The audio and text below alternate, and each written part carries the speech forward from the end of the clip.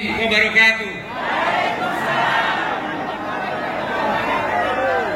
Bismillahirrahmanirrahim. Alhamdulillah wa syukurillah. Wala haula wala quwata illa billahil. Allahumma shalli ala sayyidina Muhammad wa ala ali sayyidina Muhammad. Saudara-saudaraku sekalian, saya mengajak kita bersyukur kehadirat Allah Subhanahu wa taala, Tuhan Yang Maha Esa, bahwa Allah lah yang menggerakkan hati kita sehingga kita berangkat dari rumah ke sini, dan Allah pula yang melindungi kita sehingga kita bisa sampai di sini, dan atas ridho Allah Subhanahu wa taala pula kita bisa bersilaturahim di sini. Semoga apa yang kita lakukan di sini sebagai iman dan takwa kepada Allah Subhanahu wa taala, Tuhan Yang Maha Esa.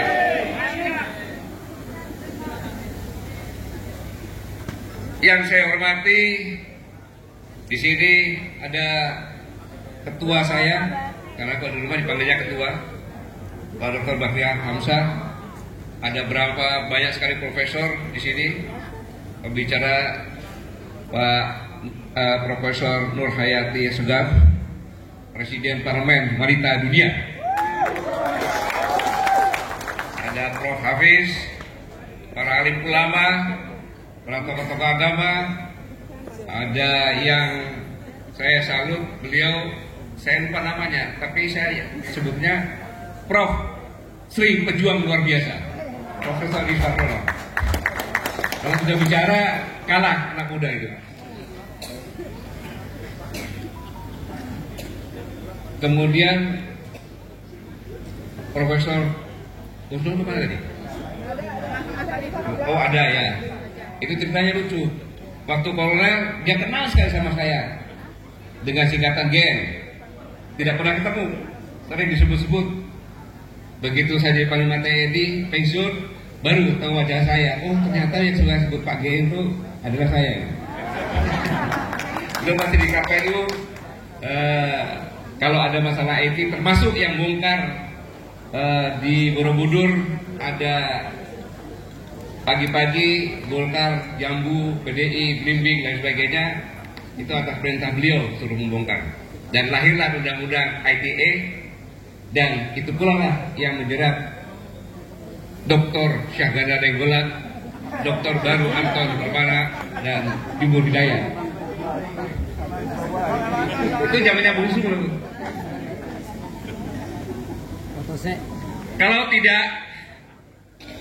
Kalaulah tidak karena cinta, tak akanlah bisa bertulis puisi. Kalaulah tidak karena cinta, tak akanlah hadir kita semua di tempat ini. Kita semuanya yang di sini tentu sebagai manusia yang sangat-sangat mencintai negara Kesatuan Republik Indonesia yang luar biasa ini.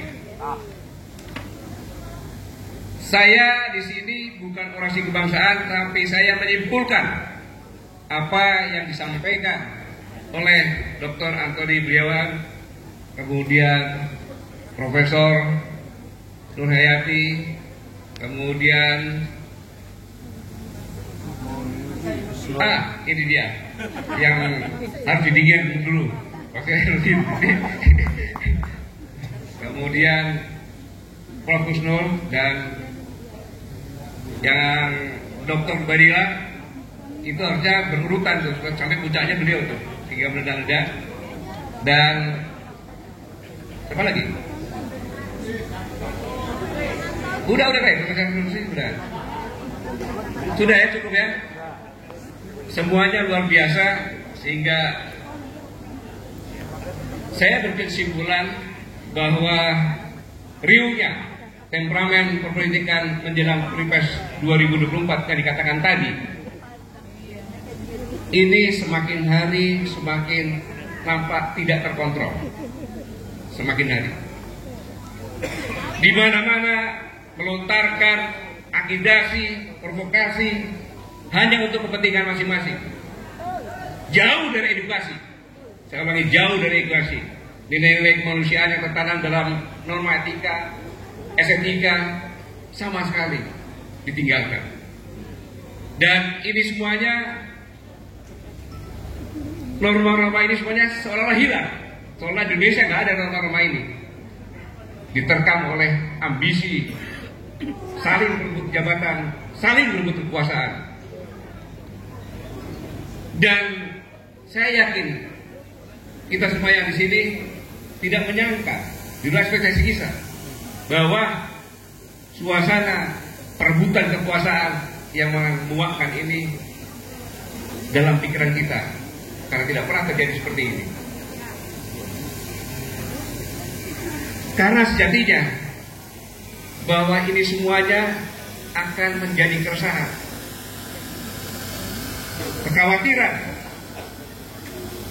bagi orang-orang yang bertanggung jawab dalam soal nasib bangsa ke depan, termasuk kita yang di sini maupun yang sedang mendengarkan semuanya ini.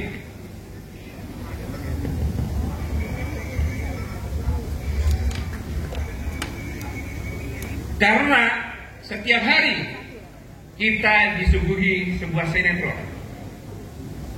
Sinetron berjudul keserakahan, kerakusan, saling serang, saling caci, saling maki antara politisi hanya dalam merebutkan jabatan dan kekuasaan yang sudah begitu tampak sangat vulgar, tanpa malu-malu, tanpa reaksi sedikit pun.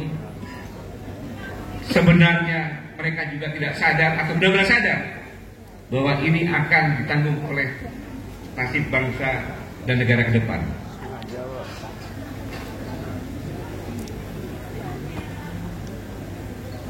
Saya yakin bahwa sinetron ini sangat memuakkan apabila saudara-saudara menyimak dari hari ke hari.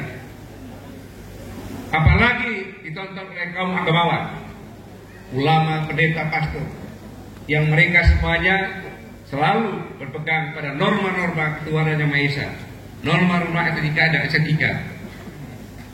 Dan tentunya kaum agamawan khawatir kalau ini dibiarkan akan merusak dan menghancurkan bangsa ini ke depan. Kenapa saya yakin hal ini?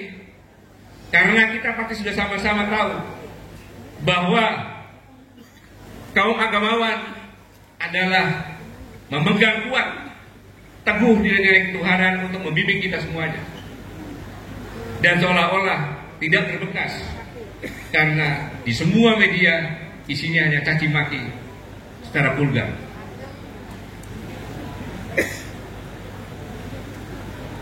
Pertanyaannya adalah, apakah para agamawan bisa nyaman hidup di negeri ini yang kondisinya seperti ini? Tentu mereka semuanya merasa gerah.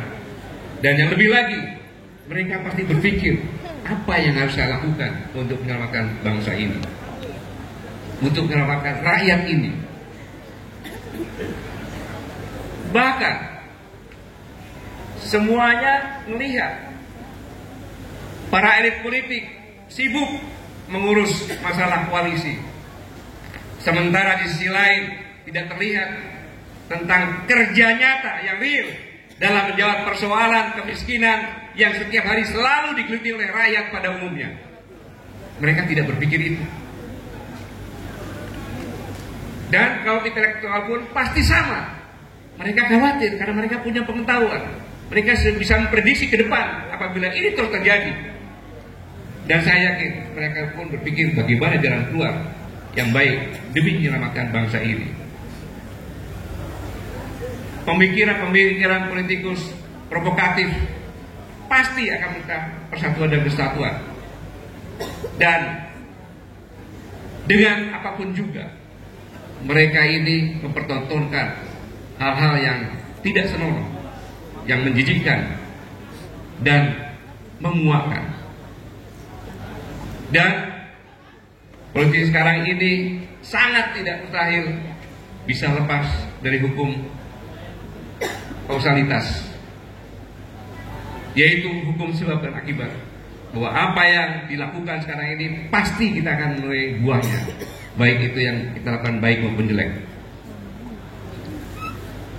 Seperti yang tersirat dalam surat Di Al-Quran 99/78. Maka barang siapa yang berbuat amal kebajikan walaupun sebesar atom, sangat kecil sekali, pasti nanti akan dilihatnya. Demikian pula sebaliknya, barang siapa yang berbuat kejahatan walau sebesar atom, maka pasti nanti akan dilihatnya juga. Begitulah ketetapan hukum Sang Pencipta yang mustahil bisa dirubah oleh manusia apapun juga, dengan tenaga dan cara apapun juga. Saudara-saudaraku sekalian, semuanya ini terlihat bahwa dianggap bernegara ini berbuat semau gue, sakar PDW, sakar insun, tidak berpikir yang penting saya dan kroni saya bisa selamat dan berhasil.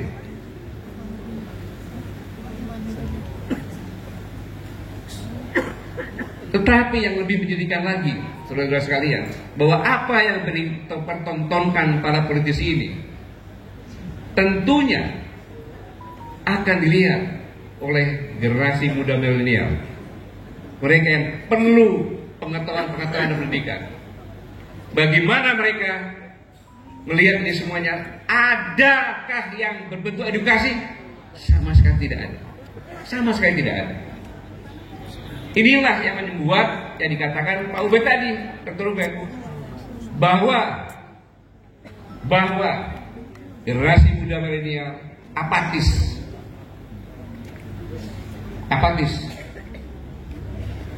Mengapa apatis? Mereka masih muda belia.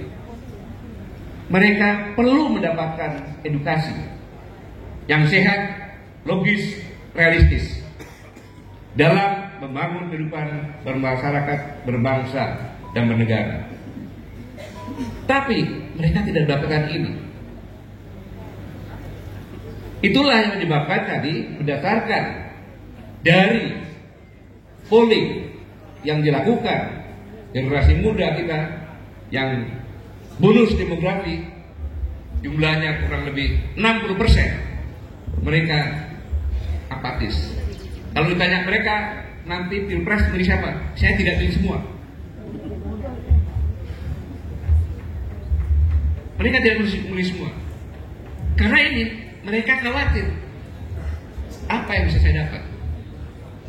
Bahkan cerita dari rekan kita semuanya, Mossad, manusia merdeka Muhammad Sadidu, ketika akan berangkat ke Australia, di mana menyaksikan wisuda anaknya yang berumur 22 tahun S2. Saya bilang, kamu tidak akan berhasil, kamu bisa jagoan di tanah air, tapi kita ke Australia untuk mengajak anakmu pulang, hebat kalau kau berhasil. Dan ternyata dia lemah, dia tidak berhasil. Hanya karena pernyataan anaknya saja. Apakah kalau saya pulang ke Indonesia, saya bisa berkarir dan karir saya dihargai dan saya bisa bersaing dengan kemampuan profesional semua yang saya tekuni? Bapaknya tidak bisa menjawab. Dan akhirnya dia pulang sendiri ke sini. Dan ini bukan hanya satu, banyak. Mungkin ada di sini semuanya punya anak, susah dibawa pulang ke tanah air. Mengapa demikian? Saya katakan ini sangat berbahaya, saudara-saudara. Karena demokrasi harus berafiliasi dengan sosiologi atau dengan mayoritas. Saya tidak primordial ya, saya tidak primordial. Tetapi ini adalah kesepakatan kita bahwa kita adalah negara demokrasi. Kalau 60%, taruhlah setengahnya, berarti 30% tidak memilih, maka yang siapapun yang jadi presiden, dia tidak memiliki legalitas. Maka demokrasi itu berafiliasi dengan mayoritas. Maka pemilihan presiden, gubernur, bupati semuanya 50+1 jadi mayoritas. Sama juga, banyak orang bertanya, Pak, nanti ada yang dikriminalisasi supaya tidak maju. Di sini saya ingatkan, saya yakin orang yang paham tentang politik tidak berani. Mengapa? Karena kalau yang maju hanya dari rejim, Menteri Pertahanan dan Gubernur Jawa Tengah, berarti kaum oposisi itu tidak terwakili. Sangat berbahaya. Ini sangat berbahaya. Saya bicara bukan saya kampanye, saya bicara ini adalah teori. Ini adalah sebuah teori. Kita akan mengalami hal yang sulit. Karena demokrasi dimanapun di dunia, pasti antara rejim yang mengendalikan demokrasi itu bermasalah. Besar kecilnya tergantung disiplin atau tidak berdemokrasi. Apabila yang mengendalikan demokrasi tidak disiplin, goyangan akan itulah dari rakyat. Itulah oposisi sebagai pengontrol. Semakin demokrasi dikriminasi, semakin besar lagi oposisinya. Itu hukum, itu teori. Jadi tidak usah bicarakan. Saya yakin elit-elit politik tidak berani melakukan ini, karena akan bermasalah terus dalam sepanjang perjalanan bangsa ini. Karena tidak mungkin yang kecil mengkooptasi yang besar. Itu akan melanggar hukum energi dan demokrasi.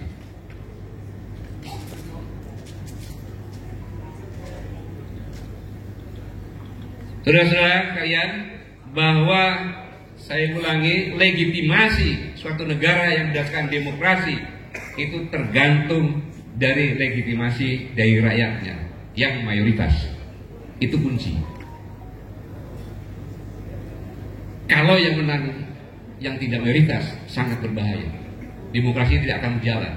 Pasti sibuk dengan kekacauan-kekacauan yang ada. Karena sekecil apapun program yang dilakukan oleh pemerintah terkait dengan demokrasi ini harus mendapat legalitas dari mayoritas. Tanpa itu tidak akan jalan. Kita bisa melihat program-program IKN, kereta cepat, berat karena legalitasnya tidak ada. Oleh karena itu, maka kedaulatan rakyat itu amat sangat penting. Saya ulangi, kedaulatan rakyat amat sangat penting. Sangat berbahaya kalau partisipasi para kaum milenial yang 60% ini dalam pemilu sangat minim. Berarti legalitas siapapun yang menang tidak akan kuat. Inilah yang saya pikir kita harus mulai membangkitkan, seperti yang dikatakan Dr. Ubed lagi. Ini sangat berbahaya. Jadi data ini dari Pak Laude ini, rektor dari Universitas IT yang di dunia hanya 5 ya, tidak lebih. Mengapa? Karena generasi muda milenial dia mereka penerus tulang punggung bangsa. Mereka yang bertanggung jawab terhadap jalannya negara ini yang akan datang. Kalau mereka tidak punya atensi sama sekali, sangat berbahaya.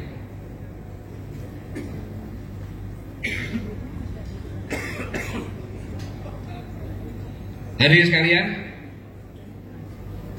sejatinya para politisi adalah sosok-sosok yang seharusnya membangun argumentasi secara logika, argumentasi yang jernih, mumpuni dalam hal wawasan kebangsaan. Seorang politisi yang sejati, dia tidak boleh membunuh lawan argumentasinya. Dia memberikan jalan untuk sama-sama berargumentasi, sehingga apa yang disampaikan ini menjadi nuansa pendidikan bagi generasi-generasi muda. Seharusnya demikian, sehingga mereka pun punya tugas untuk membangun kesadaran kehidupan berbangsa dan bernegara yang sehat, steril dari pemikiran-pemikiran kotor, pemikiran-pemikiran licik ketika beradu argumen. Ini semuanya tentunya sama-sama kita rindukan. Kapan ini bisa terjadi? Walau-walau.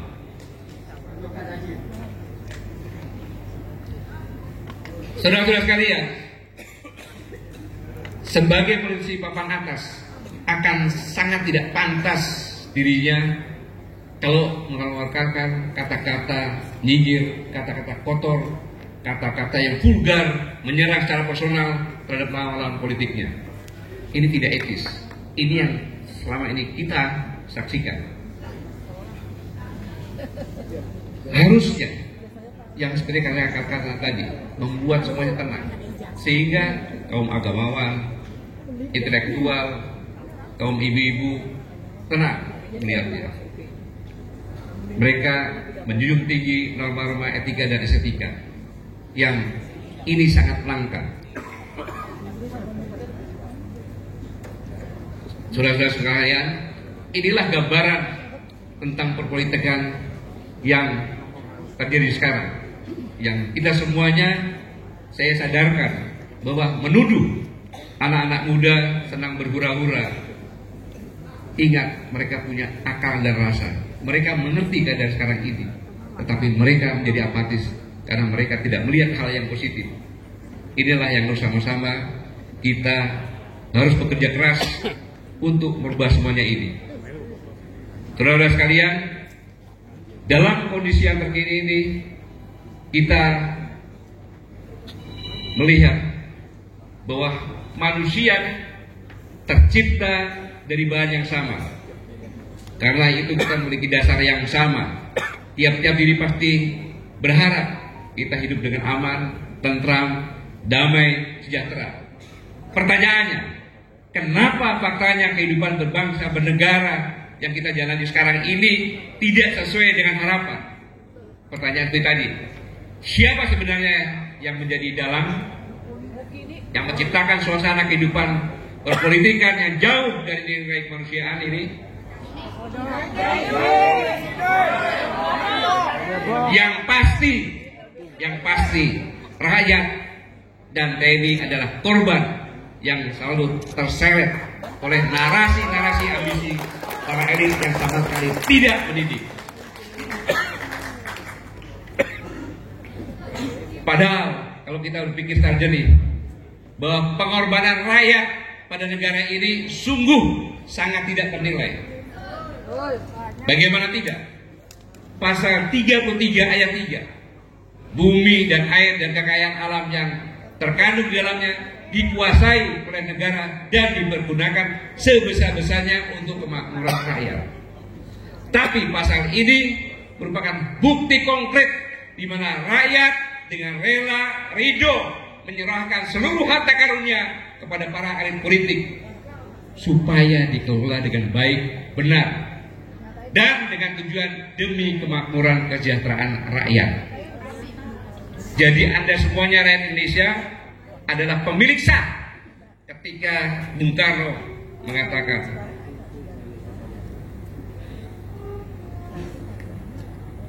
proklamasi, dengan ini kami bangsa Indonesia, berarti rakyat semuanya.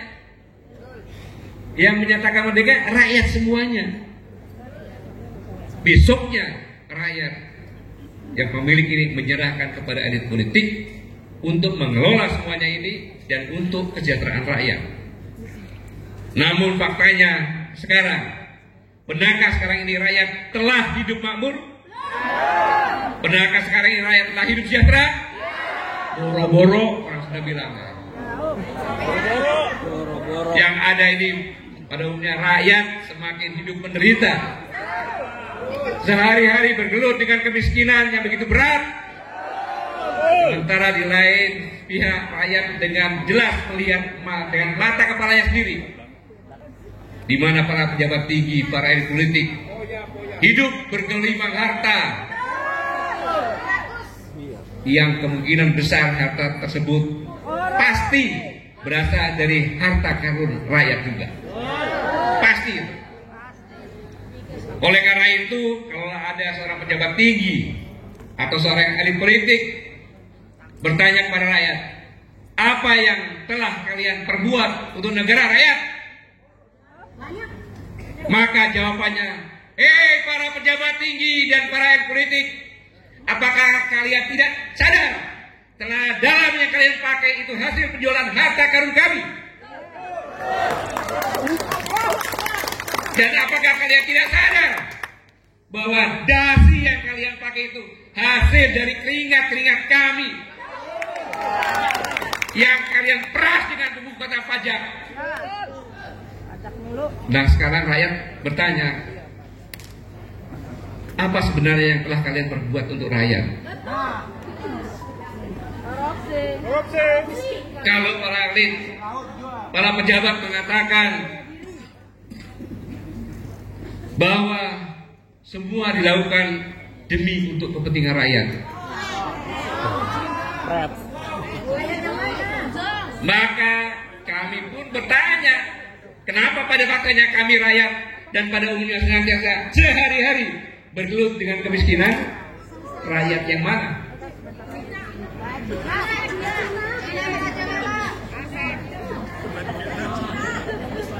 Para elit politik, para pejabat, kalaulah kalian mengatakan kami sudah memberi rakyat BLT dan bansos, ya rakyat harus mengatakan kami mengucapkan banyak-banyak terima kasih atas bantuan. Namun demikian, untuk kalian ketahui bahwa sebenarnya yang rakyat butuhkan bukan itu. Betul? Bukan bantuan bersifat aksidental. Tapi yang rakyat butuhkan itu adalah sesuatu kebijakan yang secara sistematis dan otomatis bisa meringankan beban rakyat dalam mengakses apa-apa yang menjadi kebutuhan hidupnya sehari-hari. Bukan bansos, tapi sistem yang berat di mana meringankan apa yang dibutuhkan rakyat ada. Bukan kondisi yang sekarang ini ketika rekan-rekan kita Pak Anton, Pak Sahada Nenggola, Pak Jumur di penjara. Mereka mengatakan kepada saya, jangan kasihani kami. Masih hidup tuh orangnya. Jangan kasihani kami katanya. Ini yang mengatakan mereka bertiga. Tapi kasihanilah rakyat kita yang di penjara. Hah? Di penjara maksudnya? Iya, mereka bebas di luar, tapi mereka tidak bisa mencari makan. Tidak bisa apa-apa. Lebih sedih mereka daripada kami di penjara. Tepuk tangan untuk mereka bertiga.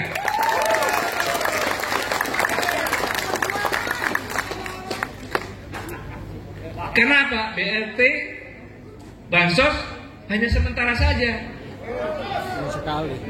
Gak bisa menjawab kemiskinan. Bisa nggak? Gak bisa. Bukan itu. Bukan itu. Bukan pengemis. Hadirin sekalian, mungkin sering kita melihat bahwa tahun depan ekonomi kita meningkat. Kita sudah 5 besar. Jadi kita tidak di G20 lagi. Mungkin dibuat G5. Rakyat bilang, apa itu? Kamu aja mau seperti itu. Tapi saya tetap aja miskin. Pertumbuhan ekonomi bisa tinggi. Contohnya di Konawe. Pertumbuhan ekonominya 2 digit. Rakyatnya tetap miskin. 2 digit loh. Tabrak 17. Dia tetap miskin.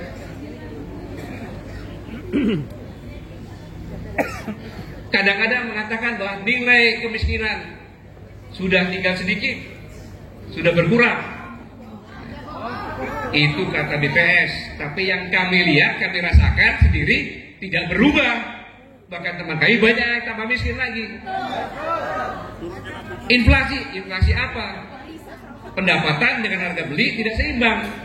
Kita nggak bisa beli. Itu inflasi yang benar. Jadi memang jangan menganggap bahwa rakyat itu tidak tahu apa-apa. Rakyat itu punya akal dan punya rasa. Dia punya antena yang katakan rasa itu yang sangat canggih. Dia bisa mengetahui.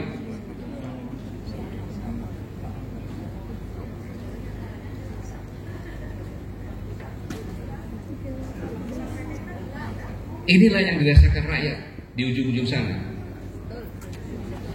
Yang perlu saya informasikan agar kita semuanya tergugah, terbangun, mengerti kondisi rakyat sebenarnya.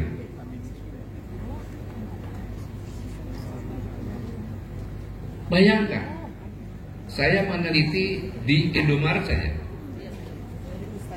Sekarang ini diteliti rakyat membeli di Indomaret itu sudah tinggal 20.000 per hari. Maka di Indomaret, Alfamart, banyak yang sasetan kan? Sasetan. Saya meneliti itu karena yang mudah diteliti.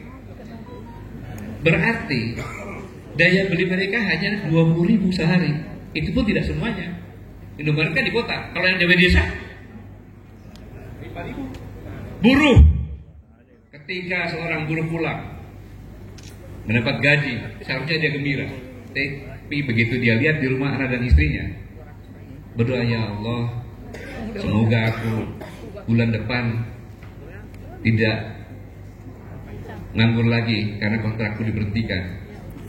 Mereka ini semuanya kontrak. Yang dikatakan buruh, dokter juga buruh loh itu. Iya, pekerja. Kontrak sekarang ini.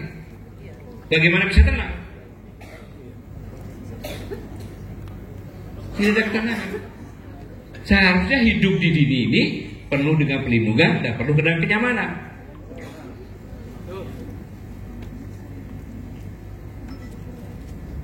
Dan kondisi rakyat sekarang mereka sendirian. Mereka harusnya mengeluh kepada wakil-wakil rakyat, DPR. Tapi DPR sekarang menjadi tuan-tuan rakyat. Rakyat sendiri. Mau kemana nih kita? Dalam kesendirian ini, dia berpikir ada TNI yang bisa melindungi saya karena saya adalah saudara kandung TNI. Tetapi apabila TNI diam, persepsi rakyat kepada TNI pasti akan berubah. Tetapi saudara-saudara, TNI sekarang ini menghadapi buah simalakama. Bingung dia TNI itu. TNI paham, lihat semuanya seperti ini paham, jelas.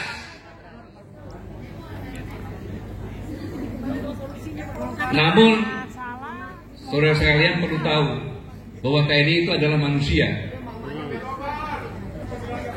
Makhluk yang punya akal dan punya rasa juga, sama rasanya seperti rakyat. Artinya, apakah diam dan dinginnya sikap TNI sekarang ini betul mereka diam ketika melihat rakyat dijolimi? Tidak, diam. Tidak. TNI merasakan itu juga secara perasaan. Pasti. Komando. Apalagi kondisi nilai-nilai etika manusia tidak dijunjung, TNI punya rasa, pasti. Tapi TNI pun dibatasi oleh aturan-aturan.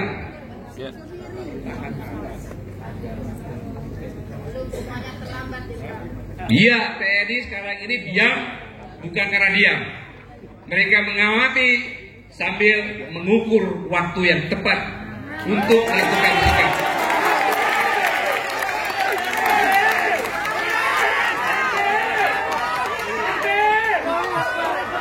Saudara-saudara, ini saya yakin benar, karena TNI begitu pulang dia ketemu sama rakyat, istrinya rakyat, anaknya rakyat. Dia tidak bisa lihat dia diam, tetapi ya katakan aturan yang batasi dia. Tetapi diamnya TNI itu untuk melihat, untuk menentukan sikap demi menyelamatkan negara dan bangsa dari tangan-tangan kotor yang hidup hanya mementingkan diri sendiri dan keroyokan. Merah jenderal. Komando.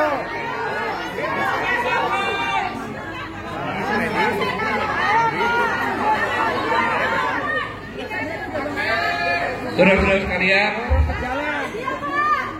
Sebelum terlambat. sama juga semuanya kita paham bahwa negara kita adalah negara yang berketuhanan. Di luar negeri semuanya tahu itu. Di butir-butir Pancasila pun ada. Dalam hal seperti ini, dalam politik sekarang ini, nilai-nilai religi akan terdegradasi, akan hilang religi. Dan inilah tugas para agamawan yang sangat berat. Demokrasi dikriminalisasi bahkan.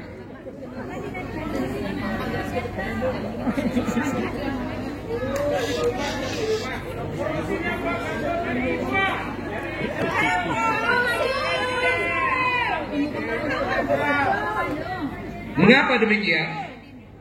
Karena demokrasi sebenarnya dari rakyat untuk rakyat dan oleh rakyat. Tetapi slogan ini sudah tidak berlaku di sini. Demokrasi dari saya untuk anak saya untuk cucu saya. Sehingga nilai-nilai religi, etika demokrasi sudah terkubur dalam-dalam.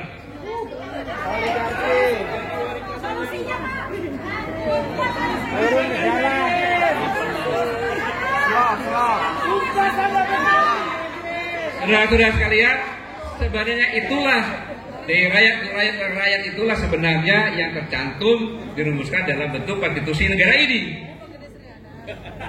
Menjadi visi negara yang untuk diperjuangkan bersama-sama. Lantas apa masalahnya? Ternyata sekarang ini slogan tersebut menjadi sangat tidak layak diucapkan lagi, saya katakan tadi. Karena semuanya hanya untuk kepentingan pribadi dan kroni-kroninya masing-masing.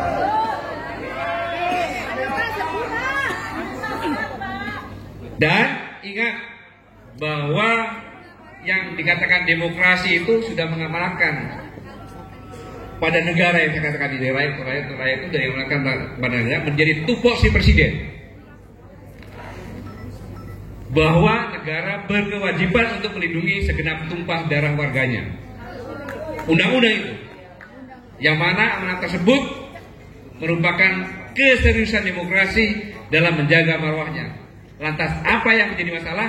Ternyata sekarang ini yang menjadi masalahnya adalah nyaris terlihat muak ketika diucapkan para elit tentang masalah demokrasi. Karena kehidupan sekarang ini penuh dihiasi polemik, bahkan konflik yang kita sama-sama lihat dengan narasi-narasi provokatif dan lain sebagainya.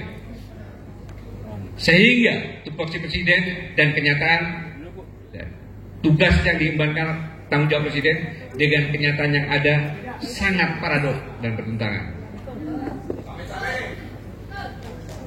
Lantas apakah rakyat dan TNI yang jadi korban akan tetap menonton dan bertepuk tangan? Ingat, NKRI adalah negara kesepakatan yang tadi, bangsa tadi. Keterlibatan rakyat dan TNI dalam titah pendirian negara ini menduduki garis terdepan. Saya ulangi, rakyat dan TNI dalam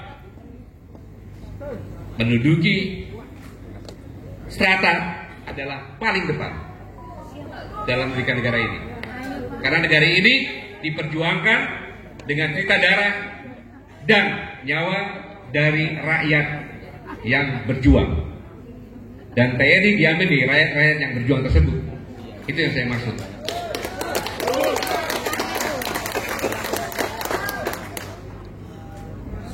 Dengan kata lain, bahwa eksisnya negara ini banyak ditebus dengan cerita cucuran darah, nyawa para pejuang. Seperti Tut Nyadin, kemudian Singa Mangaraja, Tuanku Imam Bonjol, Pangeran Diponegoro, Sultan Hasanuddin, sampai dengan Kapiten Fatimura dan pahlawan lainnya.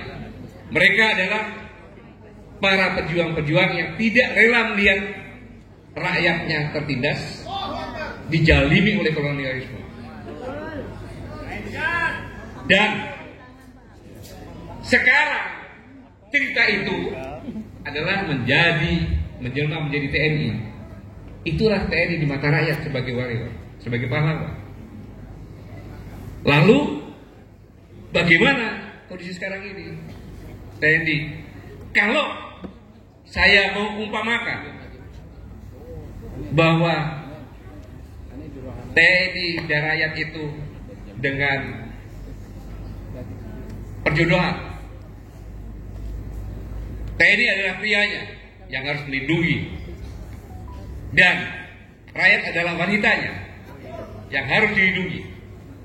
Ketika rakyat terjelimi, lalu bagaimana sih pelindungnya itu? Itu pertanyaan yang sangat menggelitik.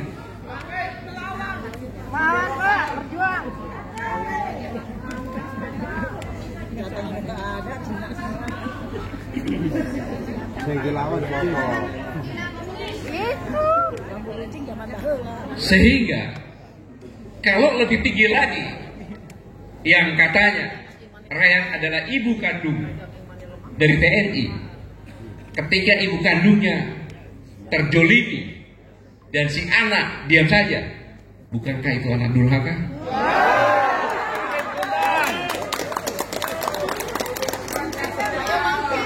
Angkat senjata.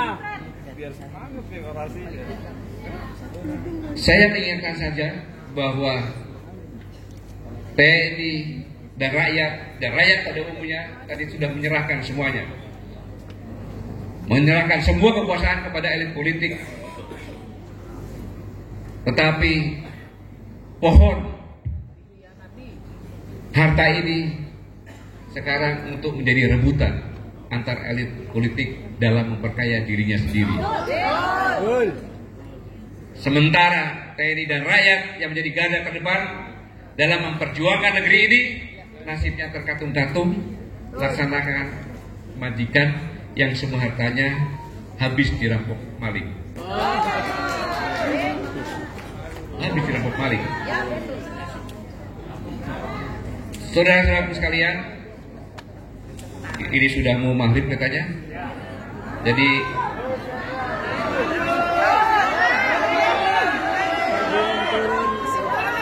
Komando. baik. Saudara-saudara,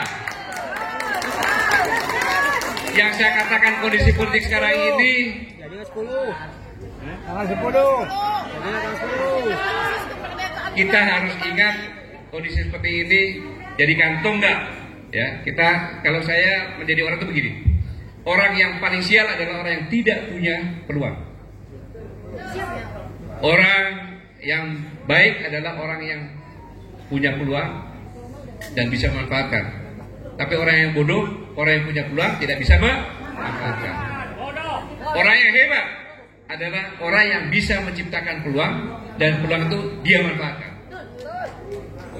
Nah, kita semuanya harus menjadi orang yang begitu kena musibah ini kita switch menjadi peluang dan kita manfaatkan. Itu namanya orang luar biasa.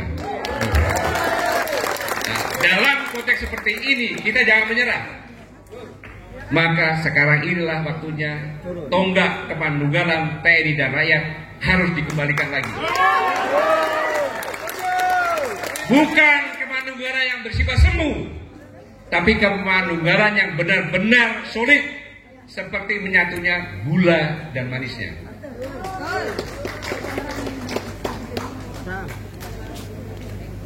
Serta bagaimana giginya membuat persatuan para pejuang yang saya ceritakan tadi menghadapi kolonial. Dan visi misi kemanunggalan TNI dan rakyat harus terbangun sekarang ini, mulai saat ini, yaitu demi untuk meluruskan serta menegakkan apa yang menjadi prinsip-prinsip demokrasi yang sudah banyak dikriminalisasi oleh narasi-narasi ambisi elit politik yang sama sekali tidak punya rasa tanggung jawab.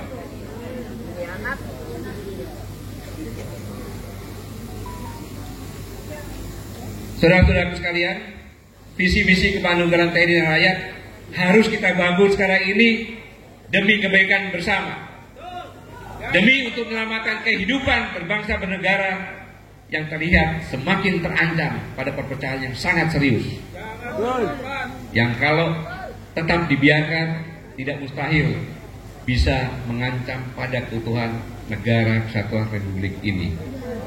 Intinya bahwa kemakmuran TNI dan rakyat yang harus dibangun sekarang ini yaitu demi untuk mewujudkan visi misi negara, yaitu untuk memberi keadilan sosial, keadilan ekonomi, keadilan hukum, dan kesejahteraan rakyat. Tentu ini adalah visi negara yang senantiasa diharapkan dan dinanti-nanti oleh segenap lapisan masyarakat. Betul? Kemanunggalan yang arti secara filosofi adalah menjadi aspirasi rakyat. Apa yang menjadi aspirasi rakyat itu juga menjadi aspirasi TNI. Apapun yang tidak disukai rakyat terkait kebijakan pemerintah juga, maka itu adalah hal yang mesti menjadi tanggung jawab TNI untuk memperjuangkan penolakannya. Ya, TNI dan rakyat nggak bisa dipisahkan. Dari sejarahnya memang seperti itu.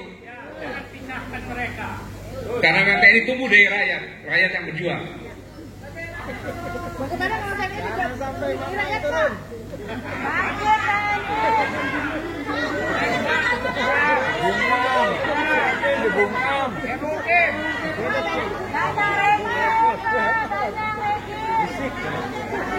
TNI gerilya lagi Pak, gerilya.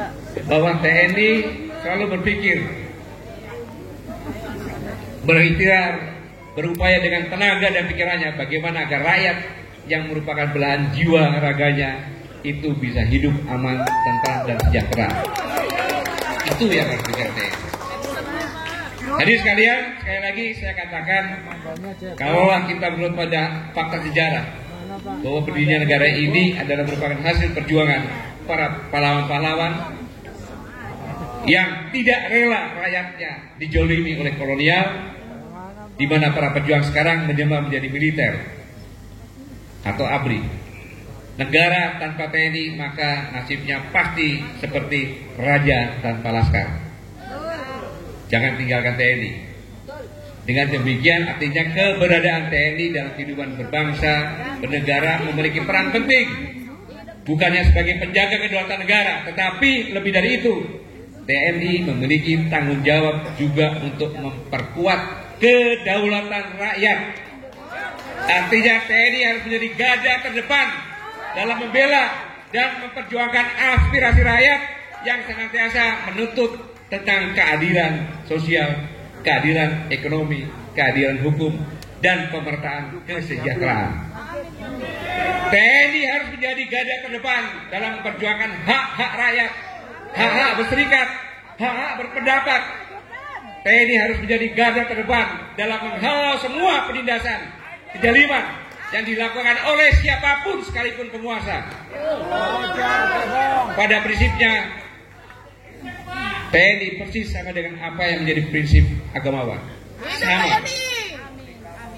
Agamawan dengan berbagai ragam paham memiliki prinsip yang sama, yaitu tidak akan pernah berkompromi dengan semua bentuk perilaku penindasan dan kezaliman. Bahkan secara bahasa agamanya bahwa semua peragaman akan sangat mengharamkan pada semua bentuk perilaku yang berbau kriminalitas, intimidasi, ketidakadilan, penindasan yang bersifat kezaliman. Oleh karena itu sudah pasti akan sangat ironis sekali kalau ada tokoh agamawan yang malah mendukung dan atau membiarkan perilaku kezaliman. Dan yang pasti akhirnya nanti terlihat abu-abu itu agama. Bahkan akhirnya pasti citra para tokoh agama akan menjadi pudar, laksana harumnya bunga yang berbaur dengan baunya bangkai babi. Dan kalau itu terjadi, maka pertanyaan akan bagaimana nasib bangsa ini. Kenapa saya katakan demikian? Karena peran agamawan dalam kehidupan berbangsa amatlah sangat-sangat penting. Oleh karena itu, intinya, sejatinya TNI dan para agamawan harus bersatu padu menjadi oposisi terdepan dalam menghadapi perilaku penindasan kezaliman. Saya ulangi, agamawan dan TNI harus bersatu menjadi oposisi terdepan dalam menghadapi perilaku penindasan kezaliman. Tidak ada kata lain.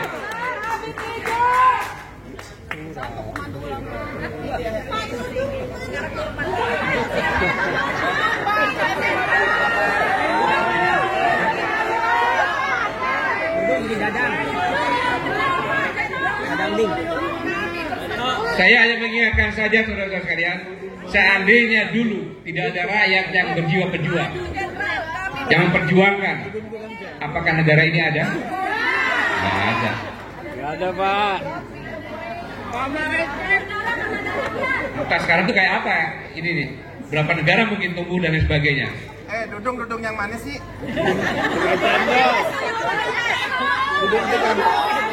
Berkat kejijian para pejuanglah, maka sekarang kita bisa duduk di sini. Negara ini masih berdaulat. Duduk, Pak. dan kegigihan rakyat pejuang tersebut dalam aktualisasi ABRI diberikan contoh dengan kegigihan Jenderal Sudirman, Panglima yang tidak pernah surut namanya sampai kapanpun juga.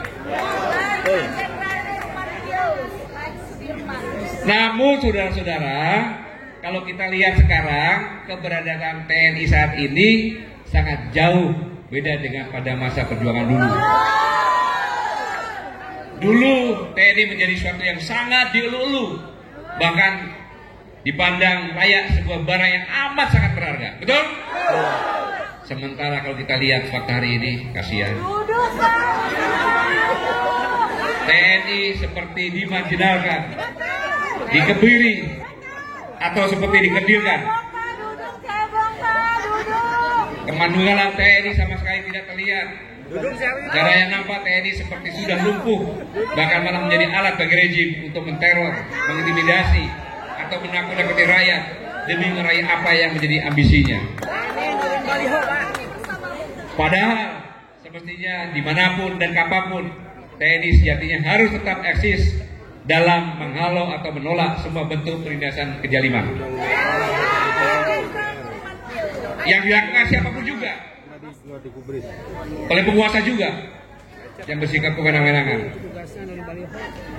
Dan itu harus sudah menjadi prinsip TNI, karena TNI adalah tentara pejuang, tentara rakyat, tentara nasional yang profesional.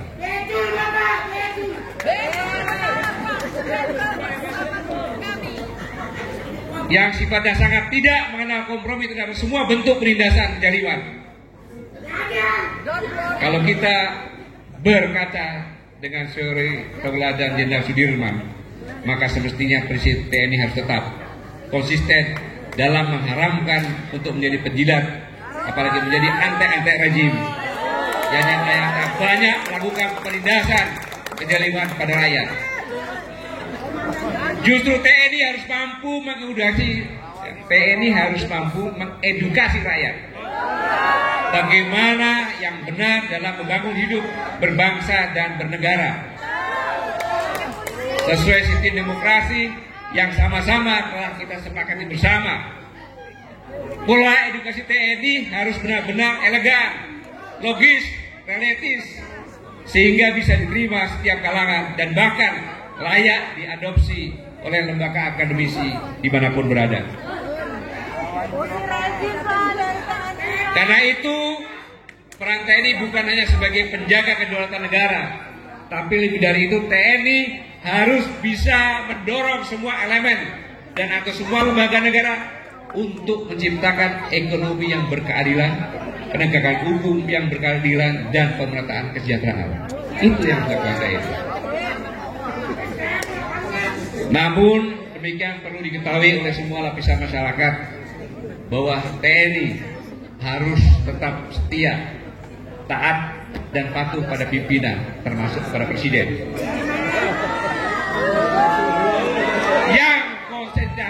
Yang konsisten dalam melaksanakan visi misi negara yang sudah terkandung dalam konstitusi. Nggak boleh, Pak. Dan dengan kemandulan TNI rakyat memungkinkan akan tercipta negara yang sehat dan kuat. Sebaliknya, dicamkan benar, sebaliknya, kalau penguasa sudah banyak menindas, mengintimidasi rakyat, maka sejarah membuktikan bahwa penguasa tersebut ibarat sedang menggali kuburnya sendiri. Dan secara hukum alam, bahwa sejarah banyak membuktikan sikap penguasa yang seperti itu pasti akan tumbang di tangan rakyat yang senantiasa di backup oleh militer.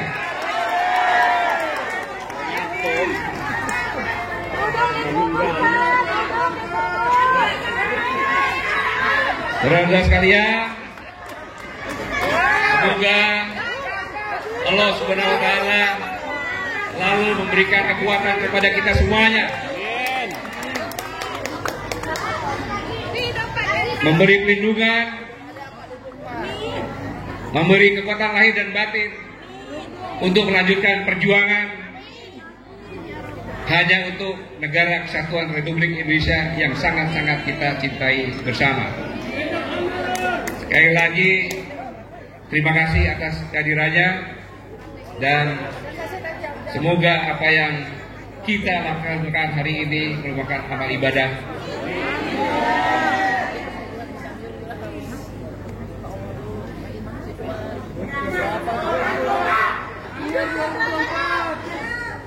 Bumi Nusantara, surga indah di Katulistiwa. Sumber daya alamnya limpah ruah. Demi masa depan bangsa dan negara kita, mari bersama maju bersatu, tak ada kata menyerah. Terima kasih. Assalamualaikum warahmatullahi wabarakatuh.